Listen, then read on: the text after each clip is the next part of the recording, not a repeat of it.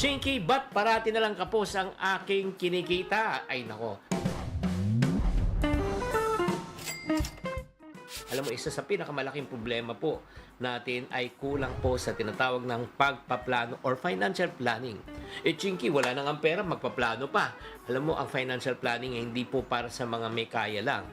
Dapat nga, kahit na wala pa po tayong masyadong kinikita, kailangan matuto tayong magplano.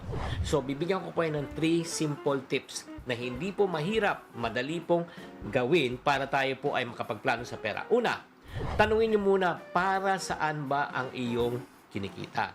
Iba-iba ang dahilan. May mga iba, pambayad ng utang, pabili ng, like for example, pagkain or edukasyon, pambahay, matrikula, or if not naman, emergency fund or retirement. Una, kailangan malaman po natin saan po dapat pumunta ang ating pera. Ang lahat ng ating kinikita ay dapat may address. Kung hindi, naku, maliligaw lang yan. Mapupunta lang yan sa shopping app.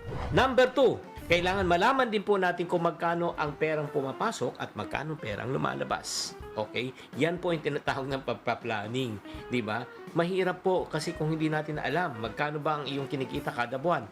Di ba? Magkano ba ang iyong ginagastos kada buwan? Ano ba yung paulit-ulit ng ginagastos mo? Kailangan nakalista at nakasulat. Kung po pwede sa papel, sa notebook, sa computer, sa Excel, sa app, kung saan ka komportable. Number 3, para makapagplano po tayo, gumawa tayo ng budget na hindi kayo nagigipit. Di ba? Tatandaan nyo na itong simpleng formula. Income, savings, expense. Una ang kita, magkano kinikita, magkano ang dapat ipunin muna, 'di ba?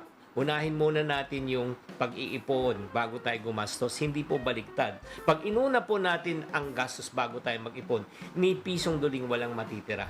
And then last but not the least, yung bago tayo gumastos, tanungin muna natin kung ito ba ay needs or wants, pangailangan or kagustuhan.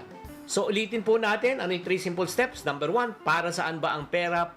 Pangalawa, magkano pumapasok at magkano lumalabas? Pangatlo, gumawa po na yung tayo ng budget na hindi tayo nagigipit. Tatandaan, ang financial freedom, hindi nag-uumpisa sa milyon. Nag-uumpisa sa tamang pagpaplano. Kaya, kung gusto nyo magkaroon ng budget na hindi parating kapos, alam na po natin ang dapat nating gawin. Tatandaan, tamang karunungan, tamang disiplina, ang susi sa pagyaman.